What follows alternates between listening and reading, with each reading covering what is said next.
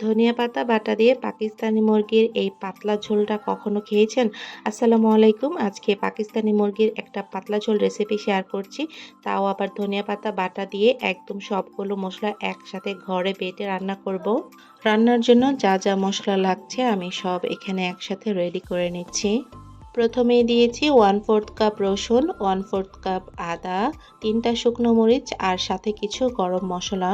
তারপরে ছিল 5টা কাঠবাদাম। কাঠবাদামগুলোকে আমি মাঝখান থেকে ফেলে দিয়েছি। 3টা পেঁয়াজকে আমি একটু বড় বড় করে কেটে নিয়েছি।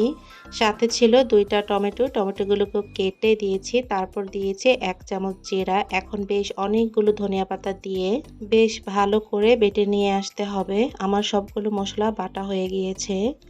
এখন বাটা সবগুলো মশলা দিয়ে দিচ্ছি। তারপরে এখানে দিয়ে দিতে হবে পরিমাণ মতো লবণ। এখানে আমি 1.5 চা চামচ লবণ দিয়েছি। আমার চিকেন যতটুকু লবণ লাগবে আমি ঠিক ততটুকুই দিয়েছি। তারপরে দিয়েছি 1 চা চামচ হলুদ গুঁড়া, 1 চা চামচ ধনিয়া গুঁড়া আর 1/2 চা চামচ মরিচের গুঁড়া। যেহেতু আগেও আমি শুকনো মরিচ আর কাঁচা মরিচ দিয়েছি তাই এখানে সামান্য মরিচের গুঁড়া দিয়েছি। তারপর দিয়েছি 1/4 কাপ সয়াবিন তেল আর 1/4 কাপ দুধ। এখন মাংসগুলোকে খুব ভালো করে মেখে নিতে হবে। সবগুলো ভালো করে মেখে নেওয়ার পরে এগুলোকে আমি 1 ঘন্টার জন্য রেস্টে রেখে দিব।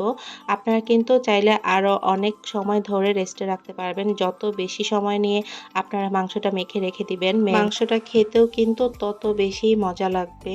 আপনারা যদি দুপুরে রান্না করেন তাহলে মাংসটাকে একটু সকালের দিকে মেখে রেখে দিলে কিন্তু সবচেয়ে বেশি ভালো হয়। এতে করে মাংসের ভিতরে মশলাটা ঢুকবে আর মাংসটা খেতে অনেক বেশি ফ্লেভারফুল হবে।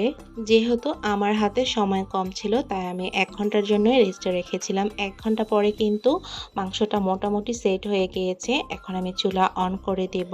চুলা অন করার পরে আমি এটাকে মোটামুটি 10 থেকে 15 মিনিটের মতো ঢেকে রান্না করে নেব।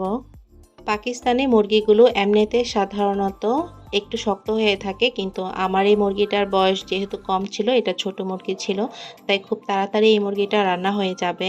ধনিয়া পাতা দিয়ে এইভাবে কখনো কি আপনারা এর আগে মুরগি খেয়েছেন? আমাকে একটু কমেন্ট করে জানাবেন তো। এখন আমি ঢাকনা উঠিয়ে মুরগির মাংসগুলোকে ভালো করে নেড়েচেড়ে উল্টে পাল্টে দিব। মুরগির মাংসগুলো একটু জাল দেওয়ার পরেই কিন্তু খুব সুন্দর ফ্লেভার বের হচ্ছে।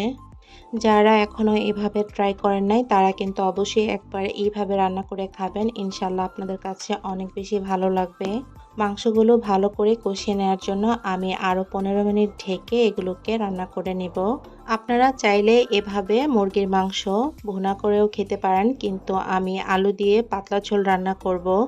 দেখেন এই পর্যায়ে কিন্তু মাংসের তেল উঠে এসেছে আর কালারটাও এখন অনেক বেশি সুন্দর লাগছে। যারা এই পর্যন্ত ভিডিওটা দেখছেন তাদেরকে অনেক ধন্যবাদ। আর ভালো লাগলে লাইক করে একটি কমেন্ট করে আমাকে জানিয়ে যাবেন। মুরগির মাংসটা কিন্তু প্রায় সিদ্ধ হয়ে গিয়েছে। এখন আমি আলুগুলো দেব। এটা হচ্ছে নতুন আলু, তো এই আলুগুলো কিন্তু সিদ্ধ হতে বেশি সময় লাগে না। আলু দেওয়ার পরে আমি সামান্য একটু গরম পানি দিয়ে দিচ্ছি, আলুটা যেন সিদ্ধ হয়ে যায়। আর মাংসের মধ্যে আলু দিলে কিন্তু আলুটা একটু বড় বড় করে দিলেই আমার কাছে ভালো লাগে, তাই আমি আলুগুলোকে কিন্তু বেশ বড় বড় করে কেটে নিয়েছি। আলু দেওয়ার পরে এগুলোকে আমি আরও প্রায় 10 মিনিটের মতো ঢেকে সিদ্ধ করে নেব। যতক্ষণ পর্যন্ত আলুটা সিদ্ধ হয়ে না যায় ততক্ষণে কিন্তু আমি ঢেকে রান্না করে নেব। যেহেতু এটা নতুন আলু ছিল, এটা কিন্তু খুব তাড়াতাড়ি সিদ্ধ হয়ে গিয়েছে। এগুলোকে আমি আরও বেশ কিছুক্ষণ কষানোর পরে যখন এর ভিতর থেকে তেলটা খুব ভালো করে উঠে আসবে, তখন কিন্তু আমি এর মধ্যে ঝোলের জন্য পানি অ্যাড করে দেব।